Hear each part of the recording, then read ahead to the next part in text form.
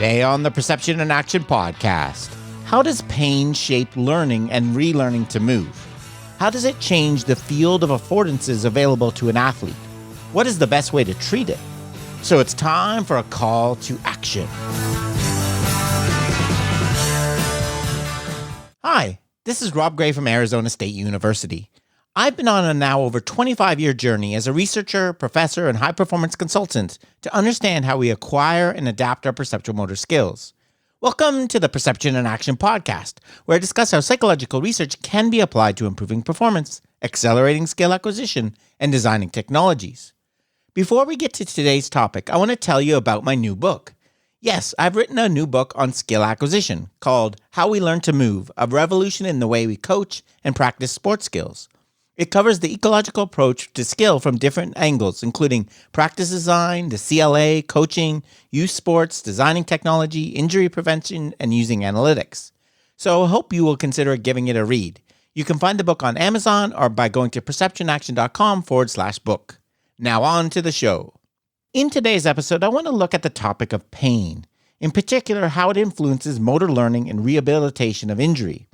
This is a topic that I've been interested in for a long time, but to be honest, I had a hard time trying to fit it into my worldview of skill.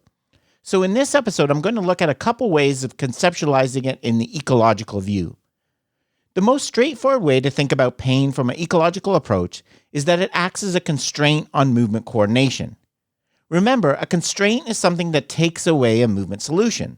So having pain, for example, when I extend my elbow, is likely to push me away from a coordination solution that involves that particular movement towards something else. There are a few studies that have attempted to investigate pain from this perspective. I reviewed one of these on my YouTube channel, link in the show notes. This was a paper published by Area and colleagues in which they asked participants to learn dart throwing and compared a control group with one that had lotion made of red pepper applied to either their knee or elbow to induce topical pain. While there were no effects on performance, there was some evidence that the different groups coordinated their movements differently, in particular in terms of movement variability. So, participants successfully organized their movements to complete the task around the painful stimulus or constraint. But as I mentioned in the video, it's difficult to take much from the studies like this because, unlike with real sports injury, the pain is not linked to a specific movement in the research. Another way of looking at pain from an ecological approach is to consider how it changes the field of affordances available to a performer. This is something that was examined in an interesting recent paper by Connick and Stilwell. In this, the authors take an enactive approach, which I discussed previously in episode 337 when looking at the use of imagery. This article is not specifically focused on sports, so I'll try to draw some conclusions when appropriate. The authors begin by drawing a distinction between acute and chronic pain. Quote, "Pain constitutes a fundamental part of our life and provides substantial biological benefit, particularly due to its intimate link to action. This is especially true for acute pains that have a relatively short duration and are typically associated with concrete injuries, e.g. a burn or a fracture pain, illnesses, body aches related to flu, or homeostatic imbalances, for example, headaches related to dehydration. Such pains allow subjects to identify threats and adapt to their current situation in order to protect, maintain, and recover their bodily integrity. For example, in withdrawing one's hand from a hot plate, we avoid further or potential injury, and avoiding bearing weight on a broken bone, we promote recuperation. Pain experiences might be hurtful, and we might prefer to avoid them, but a life without the ability to experience pain is highly problematic. By contrast, chronic pains are commonly defined as pains that remain after a common healing phase of about 3 to 6 months, though the respective time span might differ across conditions. Most importantly, chronic pains are not just acute pains that have failed to stop until a particular point in time." End quote. In the paper, the authors conceptualize these two types of pains in terms of affordances, perceived possibilities for action. In particular, they consider the idea of a field of affordances. Quote, "The field of affordances includes soliciting affordances understood as action possibilities that are relevant in a particular situation from the perspective of a particular person. The interactive relation between a subject and its environment is always idiosyncratic. Different situations might call out for different actions, and different subjects might be responsive to different aspects of a situation. Taken together, the field of affordances is here used to model the plurality of simultaneously perceived action possibilities relevant for a particularly skilled, concerned, and situated person. End quote. The authors define the field of affordances in terms of 4 dimensions: salience, valence, mindness, and temporal horizon. Salience refers to the strength of the invitation of a given affordance. Quote, some affordances appear or are experienced as more or less relevant, while subjects are more likely to respond to those affordances that are of higher salience as they exert a stronger invitation or force to act. Thus, the field of affordances might dynamically shrink or expand depending on which action possibilities possess relevance for the concerned subject. End quote. The second dimension is valence, which refers to whether or not the affordance is positive or negative. This is a point that we don't often talk a lot about in the ecological approach, but things in our environment can have negative affordances too. That is, they can create opportunities for bad, unwanted outcomes. As Gibson put it, affordances are conceptualized to account for the relation between the subject and environment, either for good or ill. For example, in football, passing a ball into a double team can offer the opportunity for an interception for a quarterback. Or street lamps offer opportunities for collisions while we're walking. As positive affordances create attractors, negative affordances can be thought of as repellers. For a good example of this, see Fajan and Warren's work on steering. The third dimension of mindness refers to the degree to which a person feels that an affordance is part of their identity or character. For example, the fact that a course affords running a marathon to some people is part of who they consider themselves to be. I am a distance runner or a marathoner. The fact that the opportunity for action is available to them is part of their identity. The fourth and final dimension is the temporal horizon, which refers to the time period over which the opportunity for action is perceived. The field of affordances can be narrowed to the here and now, or can integrate a wider temporal perspective, providing more flexibility. For example, I can't make that pass because there's a defender in my way is an affordance with a short temporal horizon. Well, I can't make that pass because my arm is not strong enough is one with a longer horizon. This is a concept I talked a bit about back in episode 337 when talking about an ecological approach to imagery. How does pain influence the field of affordances? The authors consider this separately in terms of acute and chronic pain. Quote, in experiencing acute pain, we seem to experience the body, that is the medium of our interaction with the world, as being under threat, while the field of affordances changes, primarily with respect to specific motor tasks. Imagine experiencing the aching pain of a fractured ankle.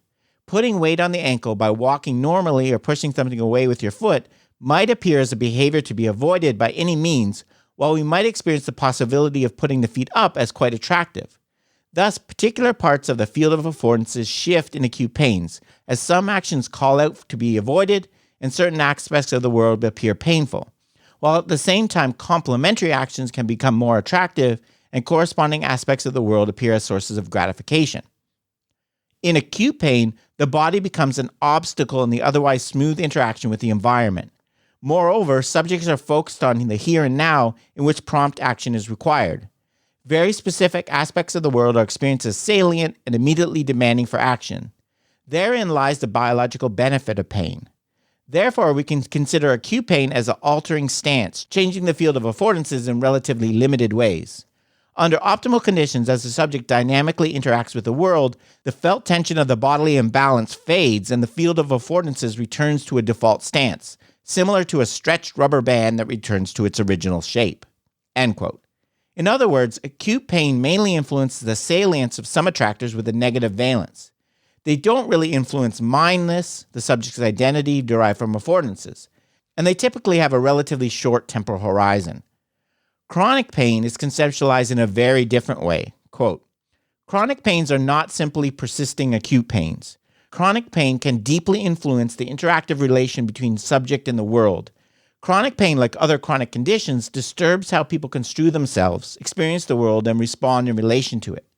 In chronic pain, positively valence possibilities to act seem to overall lose their salience or change their valence, becoming negative affordances. Some possibilities for action disappear or they appear less attractive. Various actions are experienced as to be avoided, as otherwise benign daily tasks become threatening. For example, stairs no longer afford what they used to, but signal potential for injury, increased pain, or embarrassment.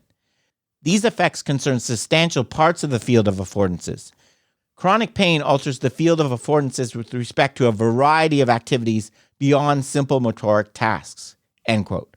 So in chronic pain, we again have increased salience of negative affordances, but with much longer temporal horizon and increasing effects on the mindness. The person begins to adopt the idea that they're incapable of doing certain things over an extended period. How does pain change the field of affordances over the long term? Quote, "Concerned people often cope with pain by avoiding certain behaviors, for example, by restricting their range of movements. This behavior can reduce pain in the short term and thus is easily learned. In the long term, continuing to engage in such behavior may paradoxically contribute to persistent pain as one continues to restrict mobility related to the performance of simple motor tasks, but also meaningful activities. Patients will often refrain from performing certain actions as they fear such movements will worsen the pain, will result in re-injury, or out of shame over the visibility of their bodily limitations. This process might be construed as an analogy to what Dehan et al. Labeled the hyper-reflexivity trap. When subjects feel the tension of losing an optimal grip in pain, they aim to perform actions with high intention. This disrupts smooth interaction with the world and increases feelings of alienation and insecurity, making failure not only likely but also more salient. Subjects become aware of themselves as blocked from their goals, and this is related to feelings of meaninglessness and a felt loss of control. In the course of this development, it becomes almost impossible to perform actions without high effort and attentiveness." End quote. So in other words, over time, these changes in the field of affordances can change the actual nature of how movement is controlled. Finally, the authors make some really good points about the role of treatment and rehab in dealing with pain. Quote, "In line with our enactive approach, the central goal of treatment is not to find and treat an underlying cause. Instead, the goal is to help patients to better attune to their environments, while equally considering all domains and their dynamic interactions.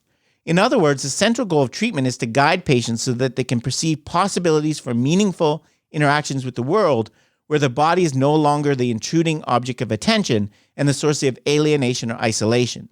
In many ways, this concept of optimizing patients' field of affordances aligns with the intuitive, functional approach that many clinicians already take.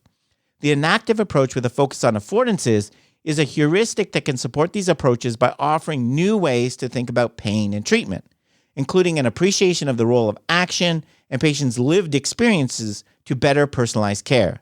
Thus, the enactive framework adds an explicit theoretical foundation and methodological toolbox for the interdisciplinary exchange and cooperation in pain research and management." End quote. And quote, "An enactive approach does not a priori exclude or advocate for any particular treatment. Instead, it provides a framework to better understand influences and connections across domains and to guide treatment decisions. When using an enactive framework with a focus on affordances, the clinician is prompted to equally consider the patient, their physical and social cultural environment, and the interaction between the two mediated by the acting body. Therefore, a focus on affordances lends itself to a holistic approach to treatment." End quote. The authors also note that this is consistent with the recent trend towards the so-called positive health approach for dealing with pain, which focuses on patients' strengths rather than their weaknesses, affordances with positive valence rather than all just negative. Quote, "The positive health concept aligns with our enactive framework as it appreciates how health is achieved through a person's ability to adapt. With an enactive approach, clinicians can work to create a context where positively valenced actions are more salient rather than relying primarily on passive strategies. The enactive approach motivates a holistic approach through which patients learn to re-experience their regular invitation to act with the field of affordances, now and in the future, while the body becomes more transparent and the subject gains control and confidence." End quote. So, for me, there's some important ideas here that fit well with some of the things I've talked about in previous episodes looking at sports injury. Injury adaptation, not rehabilitation, should focus on getting an athlete to learn to connect with the new field of affordances available to them, not focus on getting them back, rehabbing to ones that were previously available. And we need to spend more time in treatment on actions with goals, so affordances that can be perceived, rather than trying to get the form of isolated movements correct. Okay, that's it for today's episode. Remember, you can contact me at robgray@asu.edu or follow me on Twitter at ShakyWeights. To find out more about the podcast, please check out perceptionaction.com. Finally, to support the podcast and receive bonus materials, including written transcripts, please head over to patreon.com/perceptionaction. This is Rob Gray from ASU. Cheers for now, and keep 'em coupled.